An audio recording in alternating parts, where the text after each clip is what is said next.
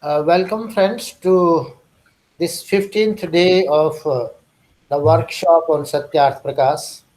And today we will be deliberating upon the 10th chapter of Satyarth Prakash, and we have two eminent scholars with us. One, Professor V.K. Alankar from Punjab University, Chandigarh, and second, Dr. Comal Radhakeesoon from Mauritius.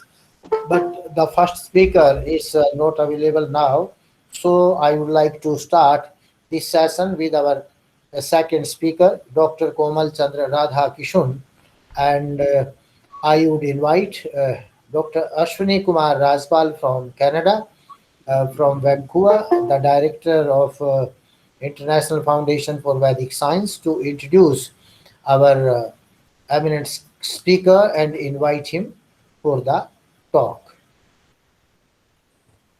Uh, Ashwini. Namaste to our learned scholars and our esteemed participants. Slight correction there by Ravi. There's no doctor in front of my name. But You're fine. I'm honored today to introduce Dr. Komal Chandra Radhakeesoon, whom I've known for almost 20 years. He studied Ayurveda as an ICCR scholar from 1992 to 1998 at Ayurvedic and Tibia College, University of Delhi, India. He holds a Master of Science in Health Services Management with distinction from the University of Technology, Mauritius. He hails from an Arya Samajist family. In 2019, Dr. Komal Chandra Radhakeesoon has been conferred by the government of Mauritius the Commander of Star and Key of Indian Ocean, the third highest civilian Mauritian National Award for his significant contribution excuse me, in Ayurveda and social works in Mauritius. Dr. Komal Chandra Radhakeesoon has been practicing Ayurveda since 1999, and he is presently working as Ayurvedic medical officer in the Ministry of Health and Wellness. He is also the president of the Association of Ayurvedic Physicians and an active member of Arya Samaj Mauritius. He has extensively contributed to Ayurveda in the local and foreign press. He was the Mauritian coordinator of Vedic Science magazine from 2001 to 2005. I now hand you over to Dr. Komal Chandra Radhakeesoon.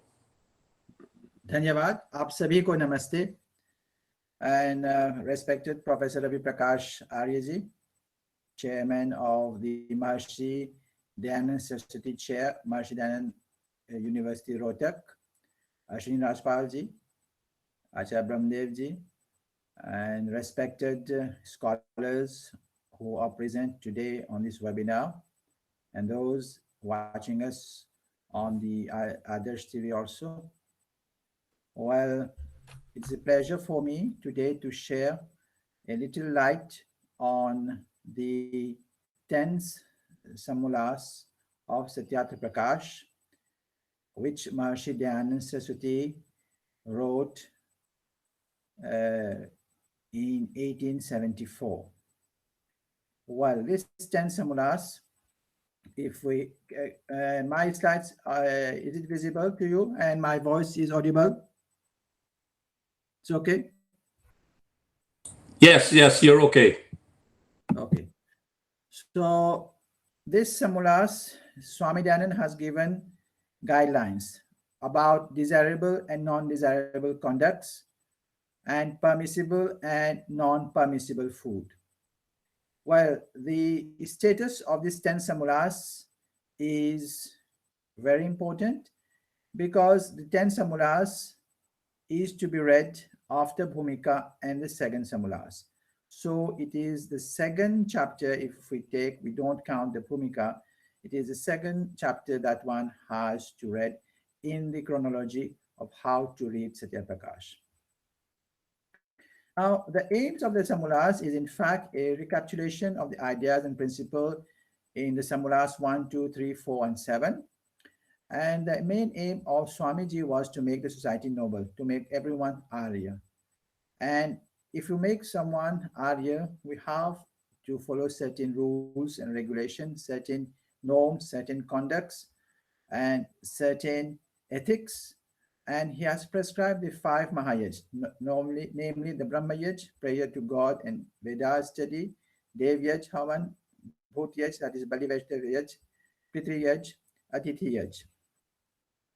Now, the purpose of Yaj, because if you want to make someone noble, you have to do these five Yaj and to follow the guidance as per the Vedas, to make our conduct pleasant and beneficial for the society, to make us healthy and wise, and enhance our existence as a refined individual or creature. Now, desirable conduct. What is desirable conduct? According to Swami Dayananji, he stated that lets man regulate his conduct according to what is sanctioned by the Vedas. The Smritis, abundant reference of Manusmriti is in the Samulas 10 and Book of Rishis. The purpose, as you all know, the Vedas is the source of all true knowledge as revealed by God. It is the only medium that has the ability to dispel and discard avidya, that is ignorance, which is the king of all sorrows as per Yog Darshan. The Smritis and books of seers are source of moral, ethical, and value-based knowledge, which are very important to make us to be one of our guide in this modern world. The effects of conduct, that is, the concept of desirable conduct is in our mind. The mind controls the human body. As per Ayurveda, our life is a matrix of physical body, five senses, mind, and soul. Swamiji stated that the use and benefits of Yam and Niyam, as prescribed in Yog Darshan, is to be achieved, can be used as a tool to achieve desirable conduct. Now, to be very brief, what is Yam? Yam is social discipline, and you all know that there are five: Ahimsa, Satya, Asteya, Aparigraha, Brahmacharya.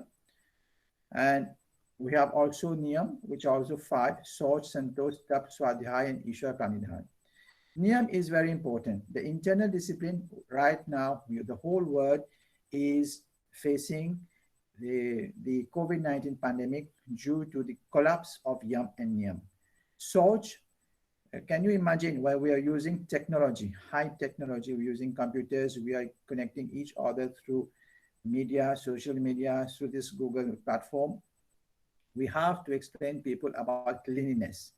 COVID-19 has made us remind about cleanliness of our body, external and internal neatness, and order in our environment, purification of mind. The lack of santosh, contentment, is one of the other causes of COVID-19. So we can say that the wrong conduct adopted by human beings during the past years has now been the result of what we are facing today, a fear in the COVID-19 pandemic. Now, the benefits, why to use Yam and Niyam? What are the benefits of Yam and Niyam? Harmonize social interaction, harmonize inner feelings, that is Niyam, reduce friction of outer action and inner attitude, help to keep mind peaceful, stable, clean, and clear, initiation towards self-realization, keep the body and mind healthy and disease-free, is able to associate and work for noble cause, creation of noble society.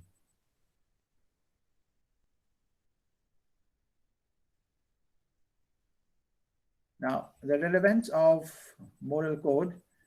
What is the relevance of moral code today? Why should we give importance to this 10 samulas? Relevance of this moral code is it reduces mental and social physical friction, harmonize the balance between body and mind matrix, helps to be focused, improves efficacy and efficiency at work, helps in crisis management, human approach with colleague and other living things, disease-free, liberation from psychosomatic diseases, most of the psychosomatic diseases that we're facing today, whether it is asthma, whether it's diabetes, are due to the non-proper observance of YAM and NIYAM. Reduction in the practice of fraud and corruption, create a non-profit conducive environment for business and trade that is level playing off, social upliftment.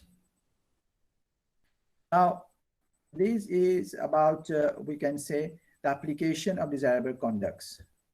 A school where we can apply these moral conducts. In a school, for better citizen, monitor behavioral issues, place of work so as to avoid corruption, in non-governmental organization to uplift the society, international organization to keep global peace, in corporate institution, ethical-based business, civil code to make people Arya, that is noble person, court of justice, in court of justice, application of rule of law so as to eradicate the evils of society, in discipline forces to maintain law and order, management insight to avoid conflicts and conciliated relation.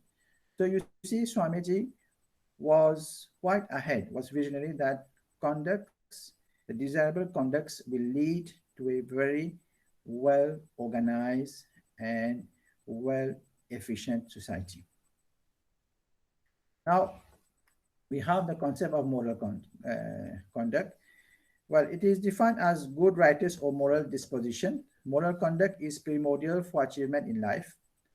Science and technology, as you know, have placed moral values in very low esteem. This is why now the need of the hour is to revive the what we call moral values. It is now sine qua non to adopt moral conduct in order to keep a peaceful mind. We have reachable goals of desirable conducts. What will be the reachable goals with the desirable conduct? Sorry, we have arogya, disease-free, that is physical and mental. Swasthya, happy health. Jivema Sharadashatam, live 100 years, that is it will give us rasayan as well as longevity. And moksha, attain eternal bliss. This is our goals if we have a desirable conducts. Now, few examples here. I have given few examples of good conducts. I will enumerate a few of them here.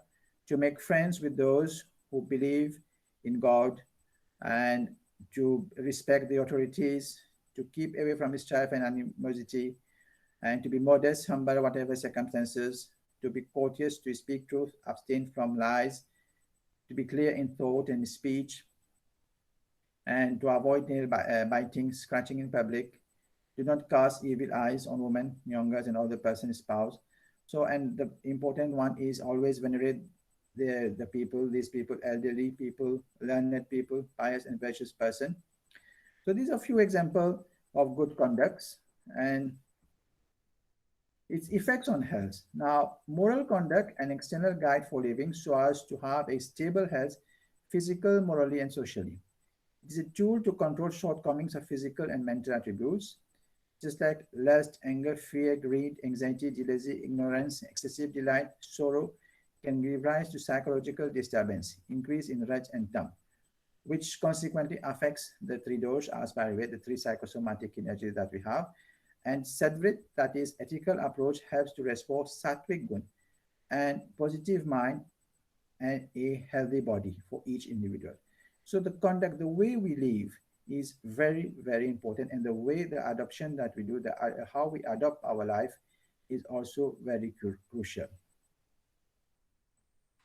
Now, Achara Rasayan, as per Ayurveda, what is good conduct, which is known as Achara Rasayan in Charak Samhita, it is excellent or good behavior themselves act as the best mental tonic. Now, we have already gone through that. That is about good conduct, speak truth, be free of anger, abstain from alcohol, observe celibacy, practice of non-violence, avoid overstrain, be pleasing in your speech. And these are about good conduct that we can see. And now we come to, there was in this chapter, there is a very issue about the travel, whether we have to travel abroad. Well, Swamiji, Swami Dayanand is very much liberal in his thought and has favored that there should be foreign travel. And he has also pointed out that one can travel but not blindly follow the tag "in Rome, do like Romans." He advocates that one should abide to the principles of moral conduct as teach in the Vedas wherever he goes. That is, if you have been trained, you have been trained and imbibed in the moral conduct based on Vedas and the Smritis and that book of seers, you can't change your conduct when you go in any place. Your conduct should remain constant and stable. Stability in your conduct will lead a success in your life. So wherever you go, you should not bend yourself with the culture, with the tradition of that place. You should always abide to your moral conduct that you have been trained, you have been inculcated by your parents, by your guru, by your seers, and in your family environment. Now, business, there's also a blind belief that business should not be done. But Swami Dayananda advocates that trade should be carried out with other countries so as to strengthen the economy of one's country. This thinking of Swami Dayananda demonstrates the farsightedness and visionary acumen to enhance and promote global trade, global economy, and make the whole planet one global village. Krivanto Vishwamarya. Make the whole world the living place of the noble and the good.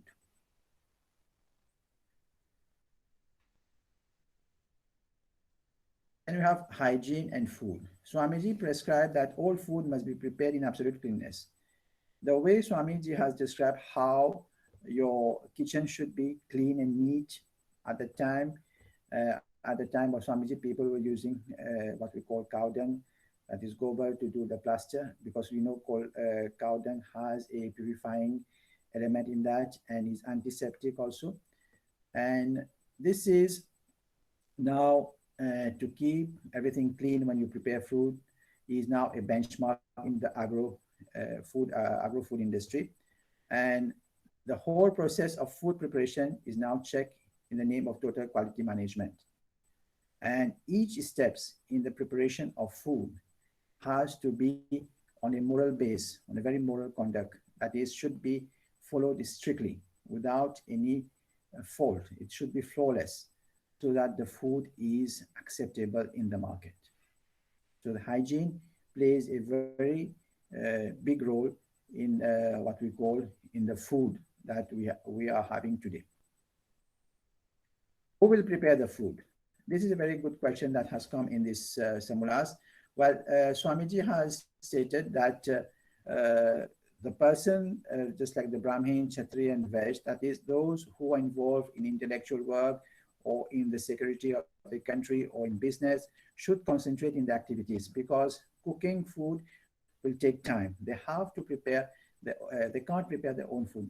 There must be some person to prepare their food, that these people who are meant to do certain intellectual work or certain security work or for the defense of the country should be always well prepared and always be ready to do so.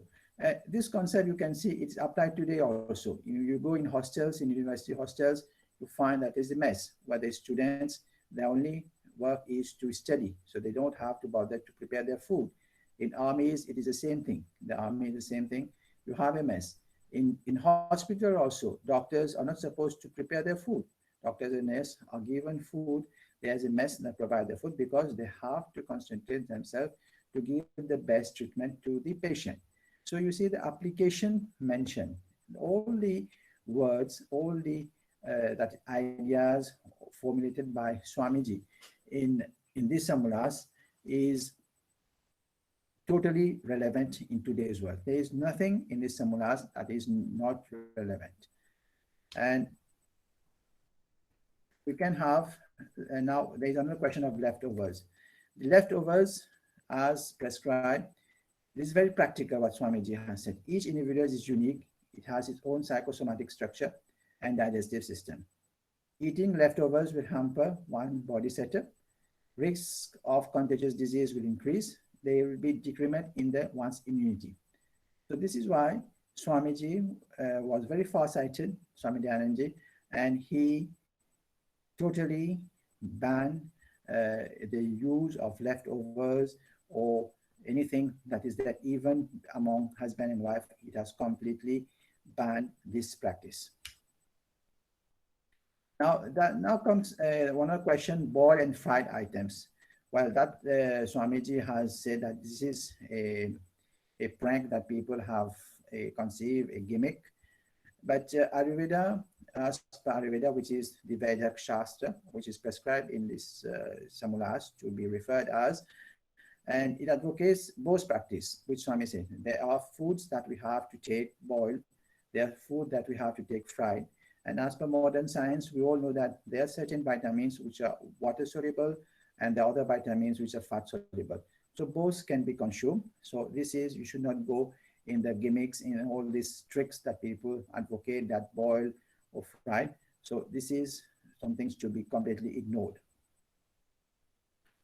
Now, we come to it was the first part of the 10 samulas, desirable conduct and non-desirable conduct. And the second part is about permissible and non-permissible diet. That is diet which is allowed and which is not allowed. The first part, as you know, regarding the conduct is normally on the mental plane. Now we come to the permissible and forbidden diet. This is mainly based on the physical plane, that is the physical body and the senses. Now this part is also has been divided in two parts. That is, Swamiji advocates that diet should be based on science of morals and religion, but it is not like that in Hindi. The English translation is like this, but in Hindi it should be on Dharma Shastra and Vedic Shastra. Dharma Shastra means all the values, all the teachings that has been pressed in the books of Vedas and CS, and Vedic Shastra is not health as it is translated in English. It should be Ayurveda, because Ved is someone who looks after medical science. It should be medical science, or Ayurveda, that is life science. So the diet that you eat, it should be based on these two factors. Now, regarding moral science, moral side of diet, why should there be moral side? Normally, the human mental constitution is made of sattva, raj, and tam. Okay, three attributes of the mental. And you have also mental agony, that is fear, nervousness, fear and nervousness dissipate energy and aggravates vata. The possessiveness, greed, and attachment enhance kapha. Worry weakens heart. Hate and anger create toxin in the body, aggravates pitta. Excessive talking dissipates and aggravates vata. This is the mental agony that people suffer. Now, the food that we eat if it is not proper, we're going to augment this mental agony. And for example, the forbidden foods. Swamiji has clearly stated that you should avoid wine, that is flesh, meat, intoxicating medicinal herbs. All these are forbidden because they have a direct effect on our mind. For example, wine, it is increase the pitta and kapha and augment the rastic tendencies. Intoxicating medicinal herbs like cannabis, opium affects kapha, mind, and disorganize our sattvic trait. Meat, tamasic attributes causes disease and mental agonies. It acts as hurdles for the 10 characteristics of dharma. That is, why these food are forbidden? Because they act as hurdles for the 10 characteristics of dharma prescribed by Manu in Manusmriti, which is Dhriti, Shama, Damo, Astesh, Soch, Indra, Nigra, Dhi, Vidya, Satya, Aprodh. So these forbidden items, if you're going to take it, then your dharma, your ethics will be brushed, will be destroyed, and definitely the society will become archaic. Now, let's come to the permissible food as per Vedic Shastra, that is as per Ayurveda. What is ahar? Ayurveda describes ahar, nidra, and brahmacharya as three upstam, the sub-pillars of life. Ayurveda describes in a very clear terms that what should be eaten and what should not be eaten. This is explained in terms of day, night, season, country, and own physical capacity. That is, there is a very clear guidelines of the daily routine that you have to follow. That is what you have to eat, what you have not to eat during the day, during the night, during the season. A proper diet not only nourishes the body, but also works as nectar. An improper diet is like a poison which hurts the body. Diet has a direct impact on one's nature and health. Now, Ahar Vidhi Vishesh Atani, how to eat food. This is very important because Swamiji has just mentioned we have to follow the guidelines of Vedic Shastra. Now, as we know that Satya Prakash is a book that where there are many knowledge in between the lines. Now, I try to give you the practical application of how to eat as per Vedic Shastra. Here it is Maharishi Charak mentioned Hidbhuk, Midbhuk, and Ridbhuk, which can be followed by the way 8 specific factors for intake of diet. We have the Prakriti, the Karna, the Samyog, the Rashi, and then we have base, Kal, that is dietetic rules, and consumer. So all these are the way we can use take diet. We have to follow so as to have the proper diet, which should be best for our health. Now, quantum of diet. The consumer shall divide his intake of food like this. Half his space in the stomach shall be for solid items, and out of the remaining half, 1/4 is of liquid and 1/4 for vayu, that is air. So the food which has been taken have enough space to mix the move.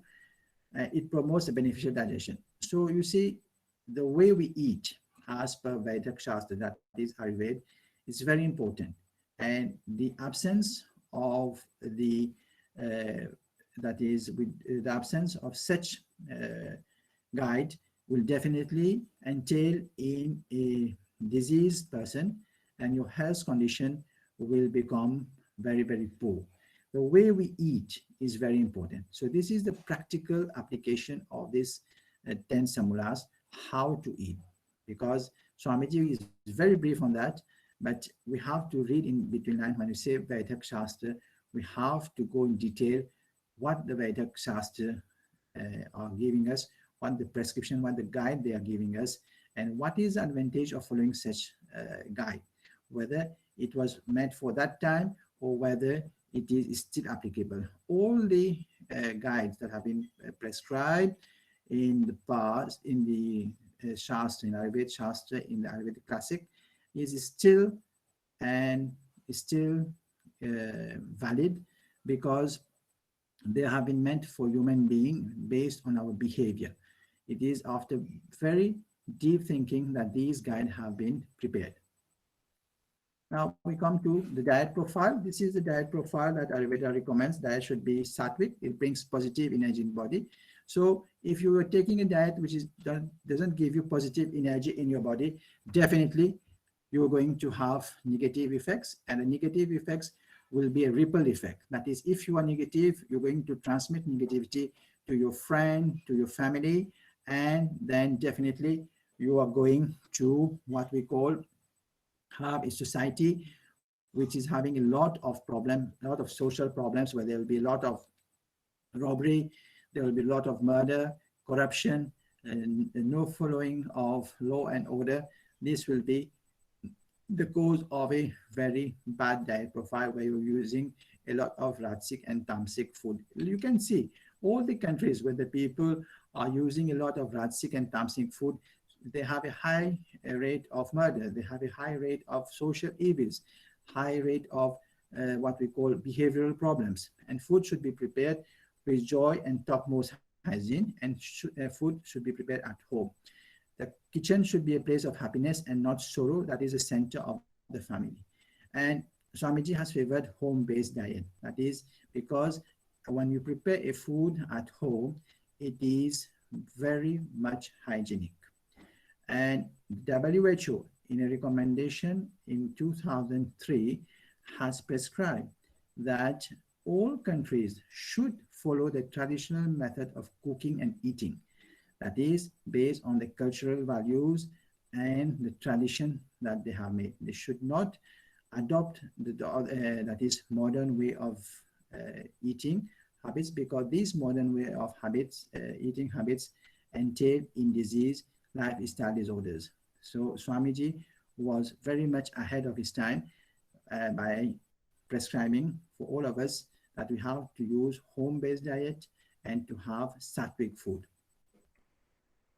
And how your diet should be, one should eat on time, and food items must be easily digestible. Fresh food items should be consumed. And Swamiji has also mentioned in the 10 Sanmulas that no stale foods, that is leftovers, that is what we call food that is prepared overnight, should be kept and should be eaten. Food should be prepared fresh because, as you know, stale foods are the reservoir of bacteria, virus, and free radicals. And these foods only increase your Rajasic and Tamasic attributes in your body, and they lowers your mood, and they lead you towards action that are not accepted in the society. They lead you toward conducts that are not desirable. You have to eat with happy mood. All food items must have the 6 tastes: sweet, sour, salt, bitter, pungent, and astringent. Food should be well chewed and eaten at one pace. As you can see, the Vedic Shastra is very elaborate in the method of eating. And only one word Swamiji has said, Vedic Shastra, food desirable, that is, bhakshya should be as per the Vedic Shastra. The elaborate way of eating as prescribed in Charak, in Bhagavad, is so in detail that if you follow, definitely your conduct will be good. The eating method, so it has been described in Ayurveda that one should reserve a fixed time to take meal, etc. And one should serve food with joy, one should keep all the drinking items left, etc. This is the way of eating. And here also, the way of eating. Now, there's also certain food that are incompatible. And nowadays, we see the reason of the behavior, the undesirable conduct of person is due to the consumption of incompatible food. That is, it usually happens that when a food item is eaten, it undergoes a series of biochemical degradation in our gastrointestinal tract, and the end product is usually not compatible with one food item that has taken together just after meal. But nowadays, all the foods that we have in the market, all the fast food, all the food industry that is being sold in supermarkets, in hypermarkets, in malls, in restaurants, all these food and dishes are incompatible food. And when we eat such incompatible food, definitely we're going to have an undesirable conduct. And the undesirable conduct is not that of an Aryan. And that type of behavior will definitely not be aligned with the Ved, with the Smritis, with the books of seers. And our action will not help us to have a noble society. It will be a society that will be corrupted and will be a place not fit for us to live. Now, this is permissible that as per yoga, you can see that the power, Siddhi, in Kaivalya Pad, you have this sutra where medicinal herbs are also important to reach samadhis. And eating alone, there's one point that I want to highlight here. Swamiji has advocated that one should eat alone. This is perfectly right. Each one of us has a specific aura and vibration which may not be in tune with another person. Our aura is just like a mist around us. It's just like a hue. It's just like a very fine cloud around us. And this mist is, each one has a own wavelengths and vibration. And whenever you're going to eat together with someone who is a meat eater, is a weak person, who is a corrupted person, who he has drank wine, who is a person who goes in very low social morals, what happens? If you are sattvic, your aura diminishes. When your aura diminishes, your digestive system, which is connected to your aura, also diminishes, and hence the food that you eat will become poison. This is why Swamiji has advocated that one should eat alone. When you eat alone, that is, you sit in front of your food, you touch the food, you touch with the 5 senses, you smell the food, you feel the food, You have the focus on the food, you chew slowly, you eat at ease, you take all your time to eat, and definitely the food that you eat become aushad, become a medicinal herbs, become a nectar to you. And this nectar will help you to raise in your mental faculty, in your mental plane, and your sattvic gun will enhance, and definitely your aura also will be energized. And you may all have observed that when you eat in a restaurant where there's a lot of people, the day you come at night when you sleep, you don't have a sleep. You turn right and left on your bed, and you feel very awkward. So you keep on thinking what I have eaten, but you come to conclusion that I've not eaten anything wrong. What you have done is the way you have eaten. You have eaten in a crowd, but there are a lot of negative people. It's not matched with your wavelengths.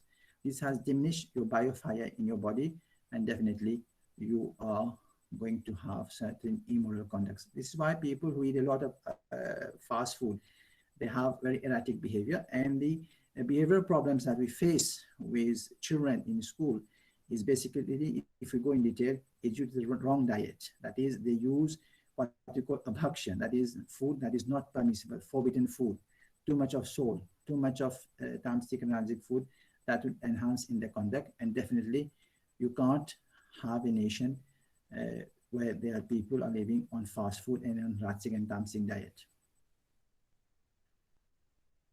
And in conclusion, I will conclude that Siddha Prakash is a guide, is a roadmap that helps us to be practical, live a yogic journey, to have a happy life and a mode of living based on Ved, Upanishad, and Smritis. It helps us to be detached and be self-actualized person, as stated by Maslow, who was a psychologist, American psychologist, in his hierarchy of needs. We become self-actualized and lay the foundation for an elevated next birth, better than the present one.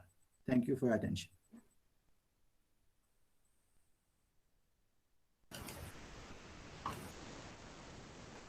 Thank you doctor Radhakishan ji. आपने जो सत्यार्थ प्रकाश का जो 10वां समुल्लास है, जिसमें आचार, अनाचार, भक्ष और अभक्ष इत्यादि विषयों के बारे में महर्षि दयानंद ने एक विस्तृत व्याख्या की है, उसको बड़े सुंदर ढंग से आपने प्रस्तुत किया है। वस्तुतः जो व्यक्ति की जो एक प्रक्रिया है मोक्ष प्राप्ति की, या अपने आप को देवत्व की स्थिति में लाने की जो मेथडोलॉजी है, एक जो विधि है, जो प्रोसेस है, उसका एक भाग है कि आपका आचरण कैसा हो, आपका भोजन कैसा हो और आपका व्यवहार कैसा हो, क्योंकि ये सब चीज़ें भी व्यक्ति के संस्कारों को बनाती है। तो आपने संक्षेप में सभी बातों को बताया और बताया कि किस प्रकार से जो यम और नियम का पालन है उसकी क्या क्या लाभ होते हैं, उसके क्या क्या जीवन में फायदे हैं। आपने यह भी बताया कि जैसे लोभ है, ईर्ष्या है, द्वेष है, इस प्रकार के जो भाव है, इस प्रकार का जो आचरण है, वह व्यक्ति के रज और जो तामसिक वृत्ति है, राजसिक और तामसिक वृत्तियों को बढ़ावा देता है। और महर्षि दयानंद के माध्यम से आपने ये बताया कि कोई भी व्यक्ति कहीं भी यात्रा कर सकता है, विदेश यात्राएं भी की जा सकती हैं। इस देश में एक ऐसी मान्यता रही बहुत समय तक, ये माना जाता था कि विदेश यात्रा नहीं करनी चाहिए, और जो लोग विदेश यात्रा करते थे उनको समाज से बहिष्कृत भी किया जाता था। हम जानते हैं जब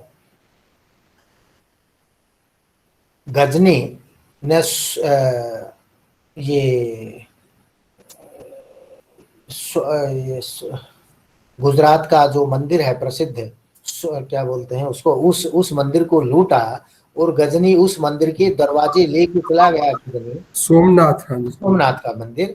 तो जब गजनी लेके उस सोमनाथ के दरवाजों को गजनी लेके चला गया, तो उस समय जो ये कश्मीर के जो राजा थे उन्होंने गजनी पर आक्रमण किया उसके बाद, और उनको हराया और वो सोमनाथ के दरवाजे वापस लेके आए। परंतु सोमनाथ के पंडितों ने कहा कि ये दरवाजे तो अब जो हैं अपवित्र हो गए हैं, हम इनको नहीं ले सकते।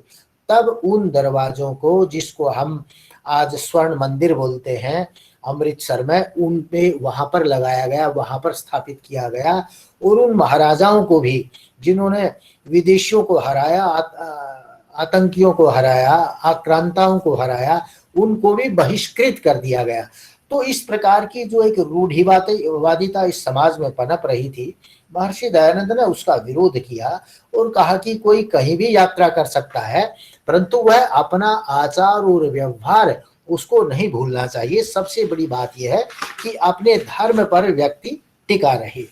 तो इस प्रकार से महर्षि दयानंद ने अपने समय से बहुत एडवांस, जैसा कि हमारे विद्वान वक्ता राधाकिशुन ने भी कहा कि जो बातें आज 2003 में लोग कह रहे हैं कि जो भोजन है, जो ट्रेडिशनल विधि से बनाया हुआ भोजन है, वह शरीर के लिए उत्तम है, वही बातें महर्षि दयानंद 19वीं शताब्दी के मध्य में कर रहे थे, आज से 150 वर्ष पूर्व कर रहे थे।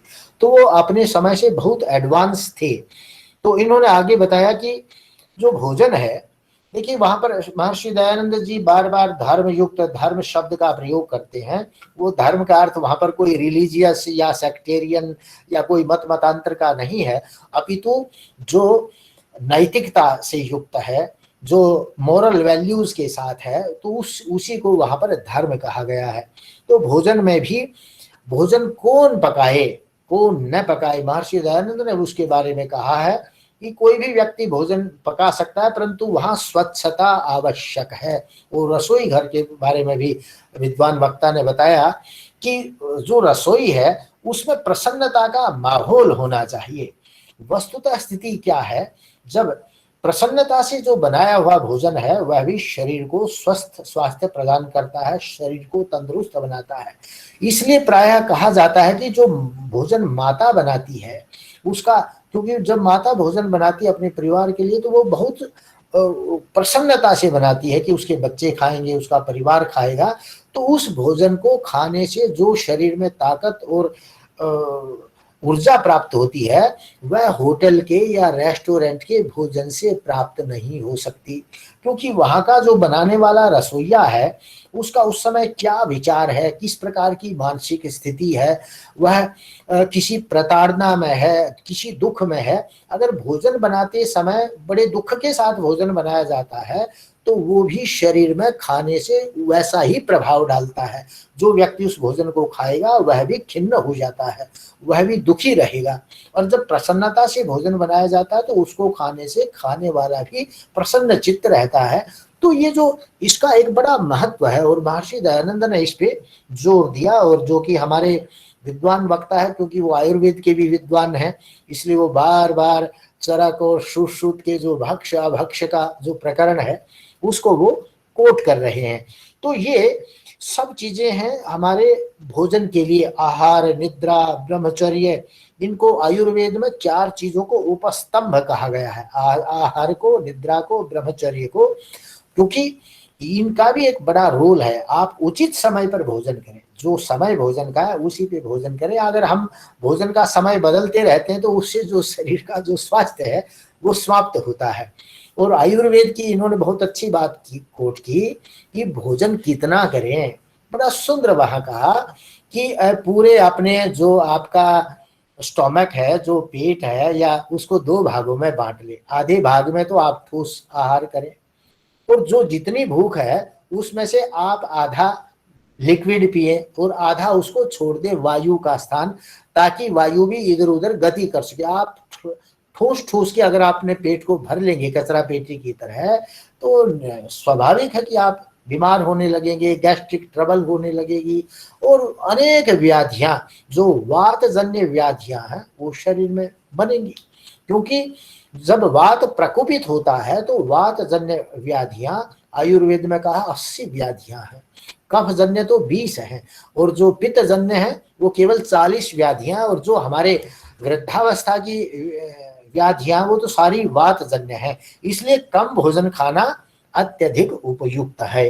दूसरे, आपने यह भी बताया कि जो ये सब जो है तामसिक जो मीट है वो तामसिक भोजन है। और जिस प्रकार से जो व्यक्ति के हाव भाव हैं, व्यक्ति की जो चेष्टाएं हैं, वो भी हमारे शरीर के अंदर कफ, पित्त और सत्व को उत्पन्न करती है। जैसे आपने बताया कि जो भय की जो स्थिति है और ये या जो कफ की स्थिति है, वह लोभ की जो स्थिति है, अगर व्यक्ति लोभ से युक्त रहता है तो वो कफ को बढ़ाने वाला है। जो मीट है वो आपके तामस को बढ़ाएगा, भय के कारण आपका पित्त ज्यादा बढ़ेगा। तो ये जो है शरीर का जो आचरण है, इसलिए महर्षि दयानंद ने आचरण पे, सदाचरण पे बहुत जोर डाला, क्योंकि जो सदाचारी व्यक्ति है वह भय, लोभ, द्वेष, ईर्ष्या, मात्सर्य इन सब भावों से दूर रहता है। तो क्योंकि उसका विचार एक पॉजिटिव विचार है, जब आपका पॉजिटिव विचार रहता है तो व्यक्ति स्वस्थ भी रहता है। और जो जो आपका विचार नेगेटिव विचारधारा बनती है, तो नेगेटिव विचारधारा अपने आप में एक अस्वस्थ विचारधारा है, और उस विचारधारा में रहने वाला व्यक्ति भी अस्वस्थ मानसिकता का होगा, उसकी मानसिकता भी रुग्ण मानसिकता हो जाती है। तो ये बहुत ही, जितना सभी अध्यायों का महत्व है उससे भी बढ़कर अंतिम इस 10वें अध्याय का महत्व है, क्योंकि आपका आचरण, आपका स्वभाव, आपकी प्रवृत्ति, वो सारे आपके भविष्य के वातावरण को, आपके संस्कारों को, उनको तय करती है। तो इस प्रकार से आपने बहुत सुंदर बताया कि आज 2003 में लोग ये सोचने लगे कि जो ट्रेडिशनल ढंग से पकाया हुआ भोजन, नहीं तो यूरोप में और पश्चिम के देशों में तो एक मान्यता रही, घर पे भोजन ही नहीं बनता था, वो सब लोग तो रेस्टोरेंट में या टीन फूड और ये सब इस प्रकार का भोजन करते रहे। परंतु जो भोजन है उसके बारे में भी आयुर्वेद भी कहता है, और महर्षि दयानंद ने भी इस पे बल दिया, और हमारे विद्वान वक्ता ने भी बताया कि जो फ्रेश भोजन है, जो ताजा बनाया हुआ भोजन है, वही महत्वपूर्ण है। बासी भोजन की का महत्व नहीं है, वह शरीर को तामसिक भाव शरीर में उत्पन्न करता है।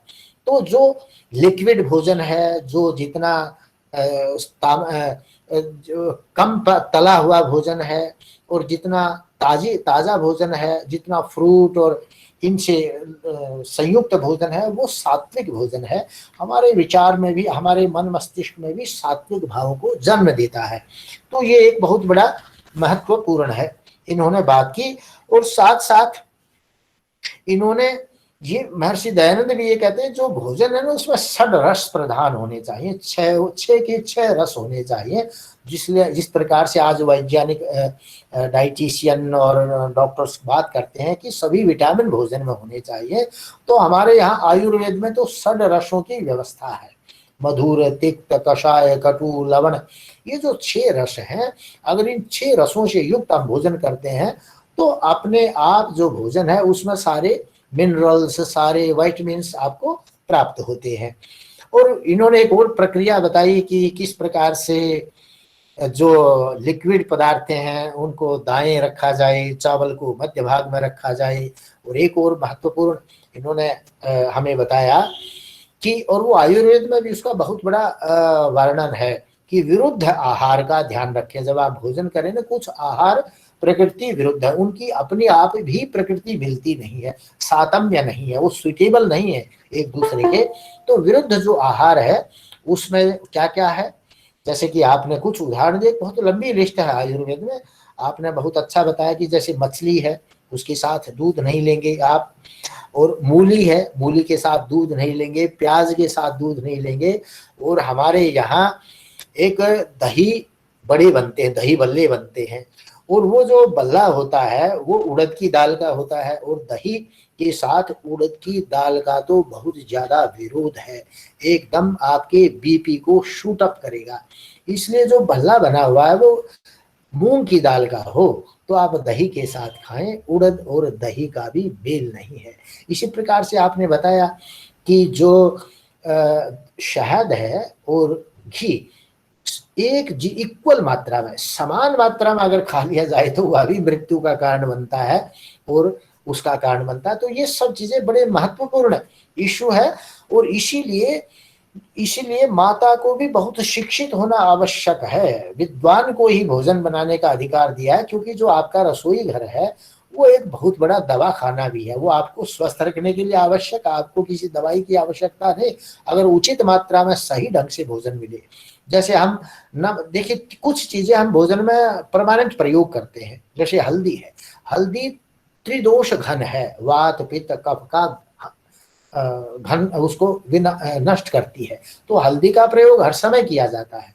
जो सेंधा नमक है वो भी त्रिदोष घन है, तो उसका भी प्रयोग किया जाता है हमारे भोजन में। हमारे ऋषि मुनियों ने, हमारे विद्वानों ने हमें इस प्रकार को बताया है कि किस प्रकार से आप भोजन करें। आप जैसे सुबह का वातावरण है वो कफ प्रधान है, दोपहर का पित्त प्रधान है, तो दोपहर का भोजन अलग होगा, सुबह का अलग होगा, और शाम का वात प्रधान बनता है, उसके भोजन की व्यवस्था अलग होती है। वात प्रधान जितना भी आप लिक्विड का भोजन करें, इसलिए शाम को जितना लिक्विड भोजन खाएंगे आपके स्वास्थ्य के लिए अच्छा है। और जो आपको जो मधुर चीजें हैं वो सारी कफ प्रधान है, और जो आपके तिक्त चीजें हैं वो पित्त प्रधान है। तो इस प्रकार की पूरी व्यवस्था है। और आपने एक बहुत अच्छी और बात कही कि देखिए, समूह में एकांतवास में भोजन होना चाहिए। महर्षि दयानंद ने इसलिए फल दिया। क्यों एकांतवास? आपने एक बहुत अच्छा उस पे वैज्ञानिक कारण दिया कि जो हम सब लोग हैं, हमारा एक ओरा है, हमारा एक प्रतिभा मंडल है। वो जो प्रतिभा मंडल है या ओरा है, जिसको वेवलेंथ भी बोलते हैं, वो सबकी अलग अलग, उसकी केमिस्ट्री अलग अलग है। तो कई बार आपका ओरा दूसरे के ओरा से मेल नहीं खाता है, तो आपकी केमिस्ट्री उससे मेल नहीं खाएगी, और उससे आपको एक एक ढंग से जैसे प्रॉब्लम उत्पन्न होती है। तो जब आप एकत्र होकर के भोजन करते हैं तो एक दूसरे का ओरा कहाँ मिलता है, कहाँ नहीं मिलता, इस सब का हमारे शरीर पर प्रभाव पड़ता है। इसलिए एकांत में भोजन, चुप रह के भोजन, बिना बोले भोजन, ये सारी व्यवस्थाएं की गई हैं, जो कि बहुत ही सुंदर व्यवस्थाएं हमारे शास्त्रों में की गई है। और मैं समझता हूं कि इससे बड़ा फूड एंड टेक्नोलॉजी का कोई शास्त्र दुनिया में नहीं हो सकता। आज फूड टेक्नोलॉजी का बड़ा प्रचार हो रहा है, एक नया विषय आ रहा है, और वो विषय इस भारत का सबसे प्राचीनतम विषय है, वो सबसे महत्वपूर्ण विषय है कि आप पैदा होने से मृत्यु पर्यंत रोज नई डिश खा सकते हैं। इतनी क्वालिटीज हैं, इतने प्रकार के व्यंजन हम बनाते हैं, इस प्रकार की यहाँ पर अनुसंधान हुआ है। आयुर्वेद में तो हर औषधि के बारे में, जो औषधियां प्राप्त हुई जंगलों में, हमारे पहाड़ों पर, उन सब के गुण धर्मों की व्याख्या की गई। और क्योंकि यूरोप में तो कोई औषधियां थी नहीं, वहां पर तो बर्फ में दबे रहते थे, इसलिए वहां पर इस प्रकार का कोई भी विज्ञान विकसित नहीं हुआ। वो तो सारे जो हमारे बैक्टीरियाज हैं और जो दूसरी चीजें हैं, उन पे आधारित उनका विज्ञान है। तो इस प्रकार से मैं धन्यवाद करता हूं अपने विद्वान वक्ता का, डॉक्टर कोमल चंद्र राधाकिशुन का। उन्होंने बड़े अच्छे ढंग से जो भक्ष अभक्ष का विषय है, आचार व्यवहार की बातें महर्षि दयानंद के दशम समुल्लास में दी हैं, उस पर प्रकाश डाला। और हमारे जो अगले वक्ता थे, जिनका प्रथम भाषण था, वो भी बहुत बड़े विद्वान है, प्रोफेसर वीरेंद्र अलंकार, पंजाब विश्वविद्यालय चंडीगढ़ से। वो भी अपने ढंग से इस दशम अध्याय की व्याख्या करेंगे। अतः मैं इस पर विराम लेता हूं और अगले अध्याय के लिए हम दोबारा उपस्थित होते हैं।